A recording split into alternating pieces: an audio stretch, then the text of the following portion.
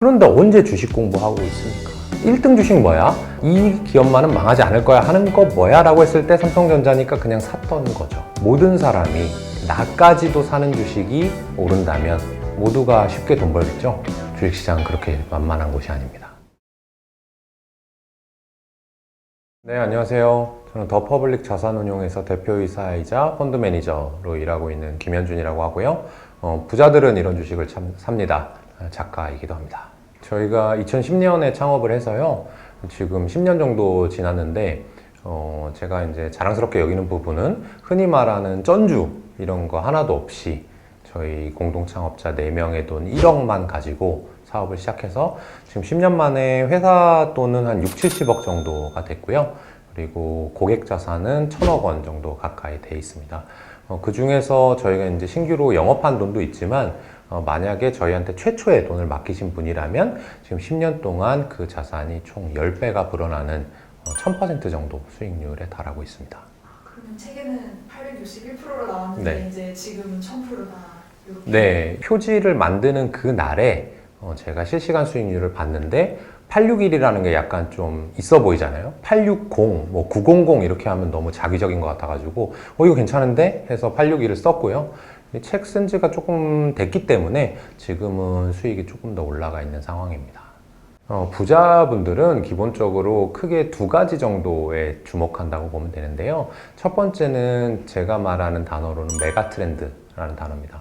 메가트렌드라고 하는 것은 해일과도 같아서 반드시 어느 순간에 나를 덮치게 되어 있는 사회 환경의 변화라고 보시면 돼요. 누구도 피할 수 없는 변화. 좀 더 구체적으로 얘기하자면 산업이 당연하게 성장할 수 있는 쪽에서만 돈을 벌려고 주식 투자를 합니다.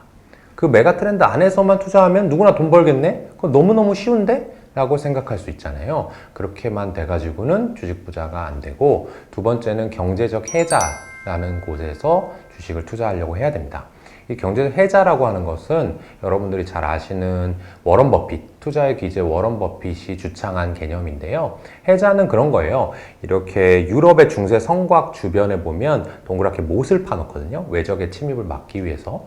경제적이라는 이름이 붙었잖아요. 그래서 어떤 기업이 돈을 잘 벌고 있으면 어떻게 될까요? 경쟁자가 침입을 하게 됩니다. 그래서 그 사람들이, 그 기업들이 많이 버는 돈을 나눠 먹으려고 하겠죠. 그게 일종의 외적이라고 비유를 한 거고요. 그것을 막는 해자가 말하자면 그 기업의 경쟁 우위입니다. 지속 가능한 경쟁 우위를 가진 기업에 투자를 해야 된다. 다시 정리를 하자면 주식으로 돈 버신 분들은 성장할 수 있는 산업 안에서, 그 성장 산업 안에서 경제적 해자를 지니고 있는 기업들에 집중 투자를 해서 돈을 벌었어요. 최근 사례로 말씀을 드려보면은 첫 번째 메가트렌드에서 얘기를 해볼까요? 몇 년 전에 저희가 공기청정기를 만드는 회사에 주목을 했었어요.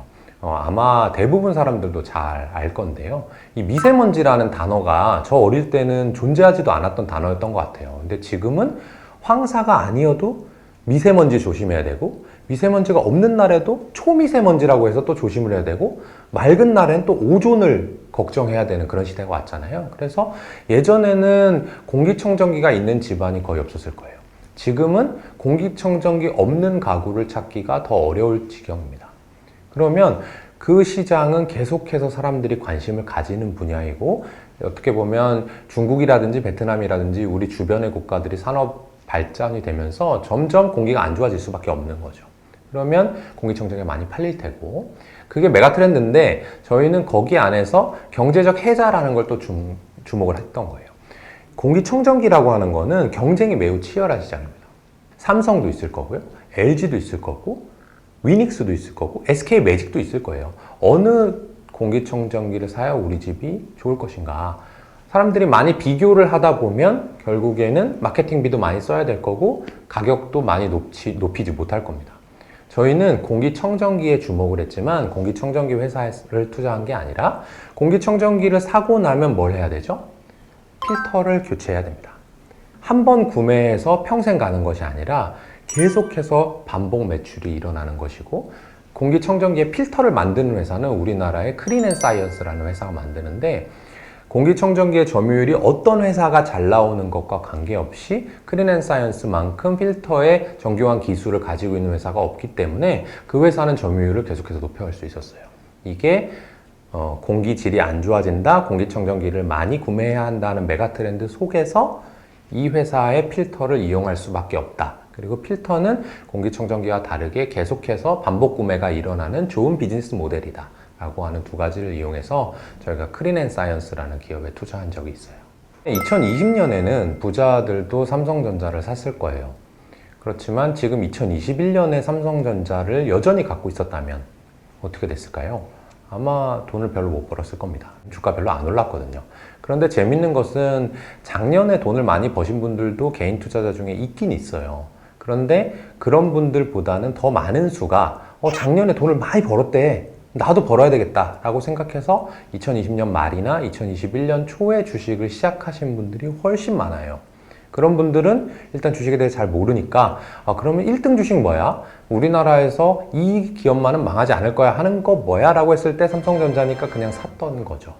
모든 사람이, 내 주변 사람이, 나까지도 사는 주식이 오른다면 모두가 쉽게 돈 벌겠죠? 주식시장은 그렇게 만만한 곳이 아닙니다. 제가 삼성전자를 지금 투자하지 않는다고 한 것이지 삼성전자가 나쁜 기업이다 또는 나쁜 주식이다 이렇게 얘기한 적은 없어요. 주식을 투자할 때 만약에 제가 삼성전자를 투자했을 때 10% 수익이 나면 1+1으로 삼성전자에 투자해서 돈 버신 분들은 10%를 더 붙여드립니다 라는 할인 행사가 있다면 당연히 삼성전자 투자했겠죠. 근데 제가 삼성전자로 투자해서 10%를 버나 똑같이 공기청정기를 만드는 위닉스에 투자해서 10%를 버나 거기 필터를 만드는 크린앤사이언스로 10%를 버나 나한테 버는 돈 똑같이 10%예요. 똑같이 돈을 벌 거라면 품이 적게 들어가는 일을 해야 됩니다. 모든 일도 마찬가지죠. 그런데 삼성전자라고 하는 기업을 분석을 하려면요. 반도체 사업부 있죠? 디스플레이 사업부 있죠? 휴대폰 사업부, 가전제품 사업부, 자동차 부품 사업부 이렇게 제가 간단히만 얘기해도 총 5개 사업이 있고요. 그 중에서 제가 공기청정기에 대해서 아이디어가 있다고 해서 삼성전자 가전사업부에서 공기청정기가 차지한 비중도 되게 낮고요. 가전사업부의 비중은 전체 또 삼성전자 비중 중에서 되게 낮아요. 그럼 내가 굳이 공기청정기라는 아이디어를 하나를 생각을 했는데 이걸로 수익을 내기 위해서 삼성전자를 분석한다라고 하는 것은 열심히 많이 일하고 월급을 적게 받는 행동과 똑같은 거예요. 그리고 또 하나는 작년 말까지 모든 사람들이 삼성전자를 이미 많이 투자를 하고 있었기 때문에 삼성전자가 좋은 기업이라 하더라도 그거보다 더 높은 가격에 형성돼 있을 수 있거든요. 주식이라고 하는 건 움직이는 거니까요. 그래서 좋은 기업과 좋은 주식을 분리해서 생각해야 되는데 2020년 말 기준으로 삼성전자는 여전히 우리나라의 굴지의 훌륭한 기업이지만 좋은 주식은 아닐 수도 있었던 타이밍이었다. 저희가 이제 메가 트렌드 중에서 요새 이제 말씀을 많이 드리는 것은 첫 번째는 유튜브, 뉴미디어, 그리고 크리에이터 이런 분야에 대해서 많이 말씀을 드리고 있고요. 이 올드 미디어에서 사람들의 시간을 그리고 손을, 눈을 뺏는 곳은 유튜브라든지 넷플릭스 이런 쪽입니다. 거기에서 뭔가 플레이를 할 수 있는 회사들 좀 좋아하고요. 우리나라 사람으로서 좀 자신감 있고 좀 자랑스러워해야 될 부분은 뭐냐 하면 웹툰이라고 하는 새로운 플랫폼, 새로운 컨텐츠가 전 세계에 지금 퍼져나가고 있어요. 이런 것들은 스마트폰을 위로 스크롤을 하면서 만화를 본다라고 하는 것들은 전 세계에 전례가 없는 일이거든요. 이런 것들이 한번 또 퍼져나가기 시작하면 전 세계인들이 많이 관람을 하게 될 것이고 그런 쪽에서 돈을 버는 분야도 분명히 생길 겁니다. 또 하나만 말씀드려보자면 우리나라는 여전히 성형 미용 관련해서 상당히 대국인데요. 아직까지 그런 쪽에 조금 빈약한 이 인프라를 가지고 있는 신흥국들 상당히 많이 있습니다. 그런 쪽에서도 이 사람들이 젊어 보이고 싶고 좀 아름다워 보이고 싶어 하는 그런 욕구들은 메가 트렌드라고 하기도 뭐한 일종의 본성이기 때문에 그 본성을 자극해 줄 수 있는 제품과 서비스들을 만들 수 있는 회사들은 장기적으로 성장 가능성이 높다고 하겠습니다.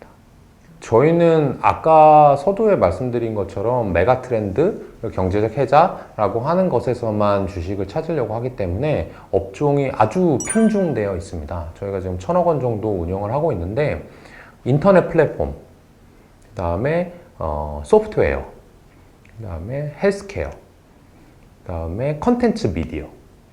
이 외에는 거의 없어요. 이 네 개에 거의 집중이 되어 있고 나머지는 저희 말로 개별 주식이라고 하는 건데, 개별 주식은 아주 그 기업만의 아이디어가 있는 것. 어떤 제품과 서비스를 만들었는데 그게 최근에 막 히트 상품이 돼가지고 많이 팔린다 라든지, 아니면 최근에 뭔가 인플레이션 시대에 와가지고 이 기업의 매출액과 이익이 반드시 오를 수밖에 없다라고 하는 일종의 저희 기준으로 1년 정도의 단기 투자를 몇 종목 제외하고는 아까 말씀드린 산업들에 편중되어 있습니다. 제가 이제 메가 트렌드 경제적 해자에 대해서는 말씀드렸기 때문에 좀 이해가 되실 거라고 보고요. 그 중에서 하나를 좀 추가를 해가지고 비즈니스 모델이라는 얘기를 해볼게요. 비즈니스 모델은 어떤 기업이 돈을 어떻게 버느냐. 처음에 물건을 만들어서 향후에 이익이 남는 그 순서의 과정들을 비즈니스 모델이라고 하거든요. 근데 비즈니스 모델이 좋은 회사와 안 좋은 회사는 애초에 태어날 때 결정이 되어 있어요. 예를 들면 시멘트업이라고 해볼게요. 시멘트업을 하려고 하면요, 광산을 갖고 있어야 됩니다. 그죠? 그리고 그 광산에서 캐온 자원 광물을 가공할 수 있는 공장도 있어야 되죠. 그것을 가지고 이동시켜야 되는 큰 차들도 있어야 되죠. 그런데 그 시멘트라고 하는 게 A사, B사, C사가 물론 약간의 차이는 있겠지만 큰 차이가 없을 거잖아요. 건물을 짓는데. 그러면 물건을 만들어내는 데는 상당한 돈과 힘이 들어가는데 팔 때는 팔 수 있는 방법이 없어. 그냥 열심히 영업 다니면서 제발 이것 좀 사주세요 하는 수밖에 없는 거죠. 그게 안 좋은 비즈니스 모델입니다. 좋은 비즈니스 모델은 만들 때는 아주 쉽게 만들고 팔 때도 아주 쉽게 파는 것들인데, 제가 지금 갖고 있었던 것들이 인터넷, 헬스케어, 컨텐츠, 헬스케어 이렇게 말씀드렸잖아요. 근데 그 중에서 헬스케어는 메가 트렌드인 거고요. 인터넷도 메가 트렌드이지만 비즈니스 모델이 좋은 거고요. 컨텐츠 미디어도 비즈니스 모델이 좋은 거예요. 컨텐츠 제작사들을 예를 들어볼게요. 뭔가 드라마를 하나 만들었어요. 하나 만들고 나서 우리나라에 옛날에 팔려고 하면은 방송국에서 돈 받고 납품을 했어야 되는데, 내가 분명히 물건을 공급하는데 교섭력이 우위인 것은 방송사죠. 편성을 안 해주면 드라마 아무리 만들어봐야 소용없으니까요. 그러니까 방송사한테 단가를 인하받을 수밖에 없고 열심히 만들었는데 돈이 안 남는 거죠. 근데 지금은 한번 만들면 어떻게 돼요? 방송사에도 팔 수 있지만 OTT에도 팔 수 있죠? 근데 해외에서도 사가는 거예요. 이게 이른바 원소스 멀티 유즈잖아요. 물건을 한번 만들어 놨는데 여러 번 파는 데 있어서 돈이 들어갑니까? 물론 약간의 돈은 들어가지만 그냥 이메일로 아니면 클라우드 서버로 파일만 보내주면 끝나는 거잖아요. 그러니까 판매하는데 비용이 별로 안 들어가는 거죠. 인터넷 산업 같은 경우에는 만드는 게 너무 쉬운 거예요. 그냥 앉아서 개발자가, 너무 폄훼하는 것 같지만 시멘트 산업을 생각해 보세요, 여러분들. 그 광부가 이렇게 하는 것보다는 쉽습니다. 그래서 이렇게 개발을 해가지고 뭔가 사이트를 만들어 놨는데 사람들이 뭔가 몰려서 커뮤니티가 형성되고 거래가 많이 일어나게 되면 거기 들어간 품에 비해서는 훨씬 더 많은 트래픽과 매출을 만들어낼 수 있는 거잖아요. 그런 것처럼 비즈니스 모델이 좋고 나쁘면 업종이 결정돼 있고요. 그래서 저희가 몇몇 업종들에 주목할 수밖에 없는 이유입니다. 내가 굳이 주식을 찾기 위해서 하루 종일 공부하고 인터넷 막 두들기고 모니터창 보고 이렇게 하는 게 상당히 힘든 일이에요. 저는 직업이니까 하는 거고요. 여러분들은 생업이 있고 공부가 있고 퇴근하면 애기 봐줘야 되죠. 주말에는 애기랑 어디 가서 뭐 놀아줘야 되죠. 그런데 언제 주식 공부하고 있습니까? 그런데 내가 그런 일상생활을 하는 동안에 어떤 변화를 발견한다면, 내가 애기들을 놀아주는데 애기가 과거에는 이런 제품을 좋아했는데 지금은 이런 제품 좋아하더라. 이런 스마트폰을 사달라고 했었는데 이렇게 바뀌었더라 라고 하는 것을 발견했다면, 어차피 살아가는 동안에 느끼는 발견을 조금만 경제 쪽으로, 금융 쪽으로 돌리는 일을 하면 돈 벌기가 상당히 쉽고요. 제가 지금 주식을 한 지 한 15년 정도 돼 가는데요. 주식시장이 좋고 안 좋고 간에 아무리 안 좋아도 10배 오를 주식은 10배 올라요. 그런 게 몇 개씩 나옵니다. 주식시장이 좋아도 돈을 못 버는 사람은 그냥 못 벌어요. 그런 것처럼 꼭 내가 어떤 주식을 찾아서 어떻게 벌어야 되겠다라는 당위적인 명제를 가지고 하지 말고, 내가 살아가는 와중에 발견했던 것으로 주식을 찾아도 2배짜리, 3배짜리가 많이 나오고 복리의 마법이라는 얘기 들어보셨잖아요. 복리의 마법 예를 들어서 1년에 2배짜리 주식을 저는 매년 한 2-3개씩 찾았던 것 같거든요. 그럼 2배짜리를 1년에 하나씩만 찾았다고 가정을 해볼게요. 그러면 1억이 1년 후에 2억, 4억, 8억, 16억, 5년 후엔 32억이에요. 근데 이거 보시는 분들 중에 금융자산 32억 있으신 분은 아마 별로 없을 겁니다. 근데 지금 1억 있으신 분들은 꽤 있을 거예요. 충분히 가능하다라고 하는 거죠. 내가 꼭 어려운 것을, 다른 사람 모르는 것을 분석을 어떻게 잘 해가지고 뭔가 비법, 비밀처럼 찾아서 해야 되는 것이 아니다. 내가 복리의 마법만 이용한다면 간단한 것만으로도 충분히 부자가 될 수 있는 게 주식 투자다. 이렇게 말씀드리고 싶어요. 요새 글로벌 사회잖아요. 지금 인터뷰어님 제가 살짝 보니까 손목에 시계 갖고 계시죠? 시계가 아마 그 A사 제품으로 추정이 됩니다. 그런 것처럼 이 손목 시계도 그렇죠. 스마트폰도 그렇죠. 뭔가 이 장소에 찾아오려고 할 때 인터넷 검색해서 제가 이 호텔을 찾았는데 그러려고 하면 또 물론 네이버를 쓸 수도 있지만 외국의 G사 검색 엔진을 쓸 수도 있잖아요. 그런 것처럼 지금은 여러분들이 주변에서 찾을 때 내가 총 3-4개를 관리할 것이고 연에 1-2개 히트 종목만 찾으면 되는데 여러분들이 입고 쓰고 마시고 보는 그런 제품과 서비스 중에 이미 해외 제품이 많고요. 저희 회사가 이제 많이 알려졌지만 배달 음식 서비스로 이른바 27배 대박을 치게 되는데 그 27개 대박을 치게 된 것도 실생활 때문이었어요. 제가 배달 음식을 많이 시켜 먹는 편인데 그 배달의 민족이라는 앱을 가지고 너무 편하게 음식을 배달시켜 먹으니까 너무너무 좋다. 이 서비스에 투자하고 싶어. 근데 배달의 민족에 전화를 했더니 외국계 딱 찍어서 얘기했어요. 골드만삭스 아니면 전화하지 말라고 그랬어요. 알겠습니다 하고 끊었죠. 물론 이제 분했지만 거기서 내가 국내 투자자로 끝났다면 그런 해외 종목을 찾을 수 있는 기회 자체가 없었겠죠. 근데 그게 아니라 해외에서 뒤져보니까 너무너무 많은 배달음식 회사들이 상장해서 거래되고 있는 거예요. 근데 더 좋은 것은 우리나라는 그 당시에 지금 좀 달라졌습니다만은 배달의 민족이 거의 평정한 상태였어요. 그래서 광고 쿠폰도 줄였는데 모두가 배달음식을 많이 먹으니까 승승장구하면서 돈을 많이 벌던 시점이었고 외국에는 그런 스타트업들이 많이 생겨가지고 상장은 됐지만 외국 사람들이 뭐라고 얘기했냐면 실제로 이게 월가 리포트에 많이 나온 단어입니다. 누가 교양 없이 음식을 배달시켜 먹냐? 그거는 이른바 찐따들이나 하는 짓이다. 라고 월가 IB 보고서에 그렇게 써 있어요. 근데 저는 그렇게 생각하지 않았어요. 나도 과거엔 전화해서 시켜 먹었고 음식이 시켜 먹을 것이 치킨, 피자, 짜장면밖에 없었어. 근데 지금은 결제도 편안하고 메뉴 보기도 좋고 너무나 다양한 게 아주 빠르고 따뜻하고 맛있게 배달이 와. 인간은 한번 편해지면 불편한 쪽으로는 절대 못 가는 동물이라고 생각했고 그렇게 생각한 명제가 외국계 IB들이 얘기했던 찐따 같은 애들 외에는 음식 배달 안 해 먹을 거야 라고 하는 명제보다 훨씬 더 큰 부분 집합이었던 거죠. 지금은 저희가 27배 수익이 난 것처럼 모든 사람이 아주 다양한 음식을 배달시켜서 먹고 있고요. 해외 주식은 어떻게 찾아? 해외 주식이 실생활에 있어? 당연히 있습니다. 있다니까요. 코로나 이전과 이후로 이제 나누었을 때 코로나 시기를 먼저 얘기를 할 수밖에 없을 것 같은데 코로나 시기에는 크게 2가지 주식들이 수익을 많이 냈어요. 언택트, 컨택트. 합치면 둘 다인데 저는 언택트보다는 컨택트에 투자를 했어요. 언택트라고 하는 것은 앞으로 어떻게 될지를 예상을 해야 되는데 그 예상은 맞추는 게 너무 어려워요. 코로나가 언제 끝날지, 재택근무 트렌드가 언제 바뀔지, 코로나가 끝난 다음에도 재택근무를 한다고는 하는데 그게 정말 할지 안 할지 얼마나 할지에 대해서 예측하기가 어렵고 예측하기가 어려운 데서 플레이를 하는 것은 투자 확률을 자꾸 낮추는 일입니다.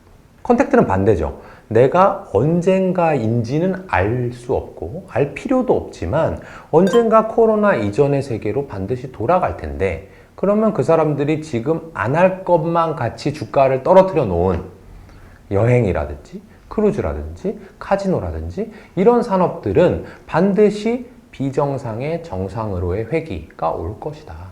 이 주식시장이 상당히 감사하고 재밌는 일은 뭐냐면 내가 그 정상으로의 회귀의 시점을 맞출 필요가 없어요.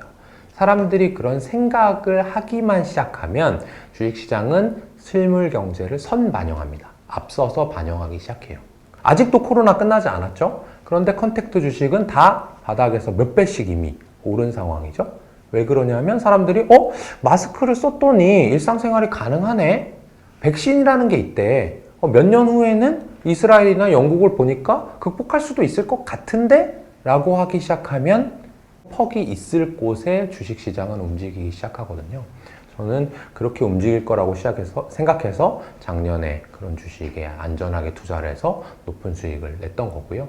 지금과 같은 경우에는 사람들이 아마 뭐 금리 인상 이런 것들을 걱정하기 시작할 거예요. 주식시장이 너무나 좋으니까 이렇게 경기가 호황인데 앞으로는 떨어질 것만 남은 거 아니야? 라고들 하는데 저는 주식을 할 때 어떤 것을 마이크로하게 분석하는 것도 중요하지만 이 역사와 통계에 베팅하는 것이 훨씬 더 쉬운 방법이라고 생각을 하거든요. 경기라고 하는 것은 3년에서 5년 주기로 움직입니다. 근데 작년에 경기가 너무너무 안 좋았잖아요. 그 시기가 좋아지는 것은 당연한 거고 그게 6개월 만에 끝날 가능성은 저는 역사적으로 볼 때 상당히 낮다고 봐요. 금리가 인상되는 것은 당연한 수순입니다. 경제가 올라가고 실물 인플레이션 가격이 올라가면 금리는 따라서 올라가거든요. 주가는 언제 떨어지냐 하면 금리가 정점을 찍었을 때 경기 하락을 반영해서 주가 떨어지는 거예요. 지금은 금리가 아직 오르지 않았죠. 오르지도 않았는데 정점을 생각한다는 것은 너무 먼 일이죠. 오르는 것과 같이 경제는 더 성장을 할 거고요. 지금은 경제가 성장하는 그런 국면에 여전히 베팅해야 될 때고요. 일부 항목들에 대해서는 코로나가 다시 불거짐으로 인해서 사람들이 이 변이 바이러스 관련해서 무서워하는 부분들이 있는데 그쪽에서 다시금 바로 작년, 1년 전으로만 돌아봐도 똑같은 수익을 낼 수 있는 그런 기회들도 왕왕 발생을 하고 있으니까요. 좀 경제는 우상향한다에 큰 베팅을 하시고 그 내부적으로는 코로나에서 주가가 조금씩 떨어지는 그런 주식들을 일부 편입하시는 생각을 하시면 한 1, 2년 동안에는 편안한 장세가 예상됩니다.